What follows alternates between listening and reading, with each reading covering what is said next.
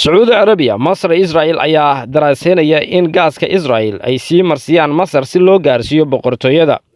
Sacuudi Arabiya, Masar iyo Israa'iil ayaa daraasad ku sameynaya mashruuc wadajir ah oo boqortooyada lagu siinayo gaaska ee Tel Aviv ay ka soo saarto badda Mediterranean-ka kaas oo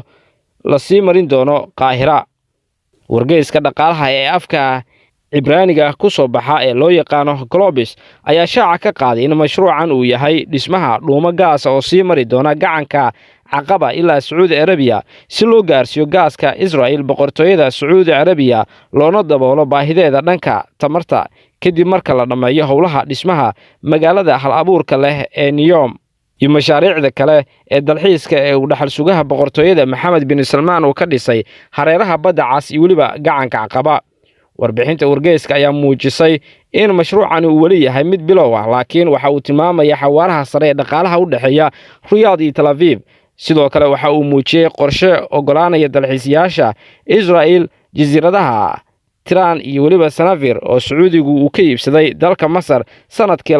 2015. Globis ayaa shaaca ka qaaday bishan in Sacuudi Arabiya ay damacsan tahay inay u bedesho jasiiradaha Tiran iyo Sanafir goobo dalxiis oo firfircoon kuwaasi oo hoteelo iyo kaniisadooyin laga dhisi doono waxaana ay ku tala jirtaa boqortooyadu in ay si ay ugu xirto maalgashiyada iyo weliba dalxiiska Israa'iil. waxaana Globis ay sheegtay in furitaanka jasiiradaha Tiran iyo weliba Sanafir ee maalgashatada iyo weliba dalxiisayaasha Israa'iil ay muujinayso rabitaanka Sacuudiga ah inuu kor u qaado tillaabooyinka ugu dhowaanayo Israa'iil laakiin waxa uu tilmaamay in aragtidaasi lagu gaari doono si tartiib ah iyo weliba siyaalo kale oo aan lahayn muhiimad siyaasadeed oo mustaqbalka foga. Sacuudi Arabiya ma aqoonsana Israa'iil ma jiro xiriir rasmi ah oo diblomaasiyadeed iyo weliba mid ganacsi oo ka dhaxeeya boqortooyadana kuma biirin heshiiska Abraham inkastoo la rumaysan yahay in labadooda ay leeyihiin xiriir amni iyo weliba mid difaac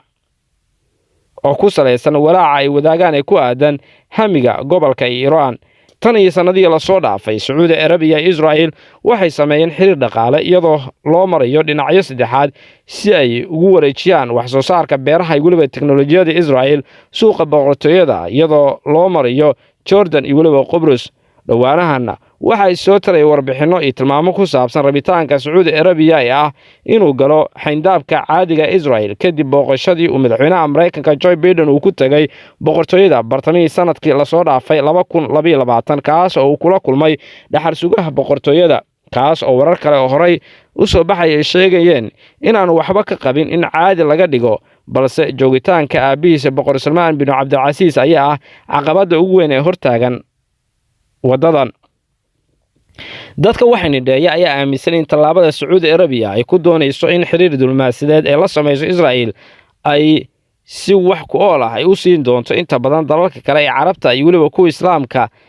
laydka cagaaran oo ay ku daydaan boqortooyada. dhinaca kale boqortooyada Sacuudi Arabiya waxay soo saartay calaamado cadcad oo muujinaya sida ay ugu furfuran tahay isu soo dhawaanshaha Israa'iil. bishii Maaj ee la soo dhaafay bin Salmaan waxa uu sheegay mar uu waraysiinayay majalada The Atlantic ee Mareykanka ka soo baxda in boqortooyadu aysan Israa'iil aysan u arag mid cadow ah laakiin ay tahay xulafo suurtagal ah oo dana badan